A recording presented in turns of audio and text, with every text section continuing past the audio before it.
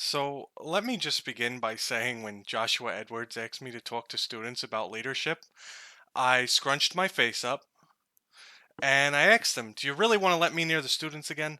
And sure enough, here we are. And I really hope that you've been paying attention to all of the speakers because there's going to be a test on this. I'm kidding. So let's jump into leadership. For everyone who just started tuning out, tune back in because you really do have the capacity to be a leader. Have you ever heard that someone was born a leader or that they were born to lead?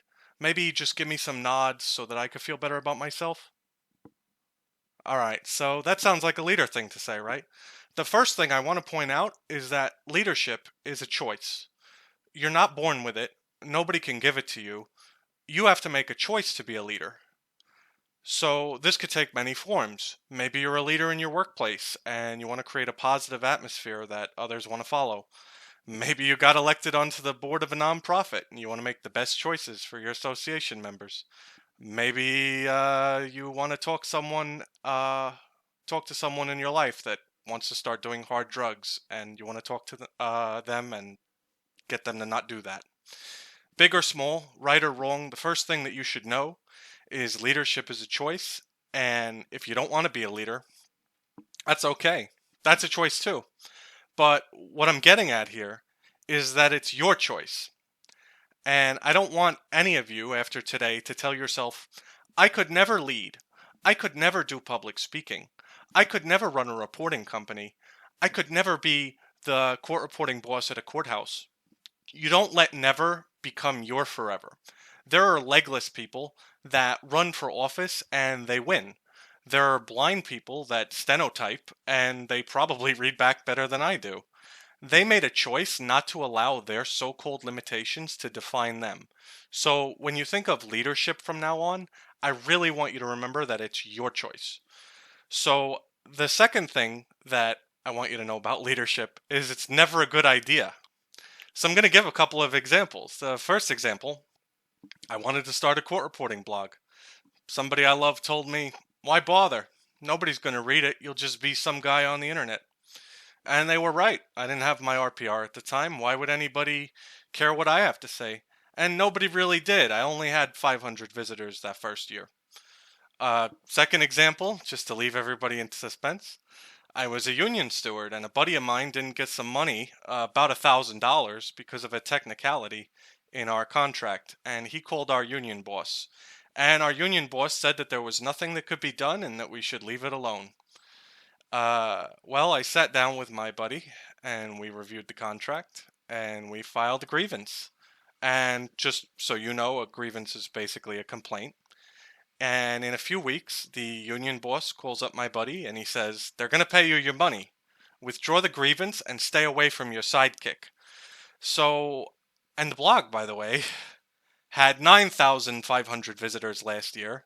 And to put that into perspective, the NCRA has in the ballpark of 12,000 voting members last I checked. I might be a little off on that. Which means that a whole lot of people in this field are reading this blog that nobody was ever going to read. So this isn't a contest and it's not to brag, but I think I made my point.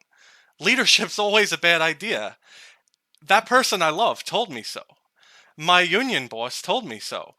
You're going to have a lot of times in your life where somebody tells you that leadership is not a good idea. Sometimes you're going to tell yourself that leadership is not a good idea. And I'm here to tell you, you have to remember your choice.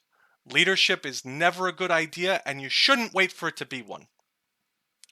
Just very quickly, you also have to analyze your strengths, and the flip side of that is knowing your weaknesses. Let's say that you're not so good at thinking on your feet, but you want to inspire students to lead themselves to 225 words a minute. Maybe you don't do a lot of live webinar content. Maybe you do a lot of written content. Maybe you do scripted videos instead. Somebody might tell you that your content is presented all wrong, or you should do this, or you should do that, or whatever. And you should consider valid criticism, you should. But I never want you to beat yourself up about how you choose to lead. You have to cater to your strengths, maybe take classes to cover your weaknesses, but there's no reason for you to kowtow to somebody who wants you to lead in a style that you're weak in. So remember the defining trait of leaders. Leaders have followers. If you have followers, welcome to leadership. Look at my examples. If my buddy didn't follow along and file the grievance, I wouldn't have been a leader. If nobody read my blog today, I wouldn't be a leader. If someone else ran for the NYSCRA board and nobody voted for me, I wouldn't be a leader. And if my friend hadn't followed my advice to stay away from hard drugs, I wouldn't be a leader. And I might have lost a friend. So it doesn't matter if you have a specific objective or a very vague one. You need followers to be a leader. And if you've made that choice to be a leader, then your next big goal is to get those followers. Could be 1, could be 3, could be 12, could be 25 million. And frankly, don't be afraid to be a follower for the right leader, because I'm here right now telling you all the times that I was a leader. What about all the times that I was a follower? That union boss I was just talking smack about, there were plenty of times I tried to make him look good. I'm in a new union right now, and my union boss right now, I'd follow him off a cliff if it looked like we were going to make things better for court employees. And this NYSCRA president and so many of his predecessors, all worthy of my admiration and support. So hopefully the things that I'm saying right now have gotten you thinking about all the times you were a leader, all the times you were a follower, and the choices that you might make in the future. Since I'm going to run us overtime, I'd just like to wrap things up with everything that I hope that you remember, not only in your career as court reporters, but throughout your life, because it really is just general life advice. Leadership is a choice. Leadership's never a good idea, and you shouldn't wait for it to be one. Know your strengths, know your weaknesses, and leaders have followers. So I just want to end by saying, NYSCRA is the nonprofit in New York that's dedicated to the welfare of court reporters. So if you're a reporter or a student, please talk to any of us on the board about how you could get involved. Please join this association and stand with me in telling the world that we're not the gold standard. We are the only standard in taking the record. If you're a student or a new reporter that can't afford a membership, please have the courage and make the choice to speak up about that and talk to me about that. I'm here for every one of you, and kind of like I think Meredith said at the beginning, it doesn't end with this webinar.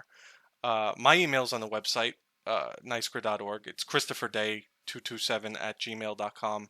I'll also type it in the chat. But I'm sitting in this seat today. Tomorrow it could be you if you want it to be, but you have to take that first step. So please reach out to us.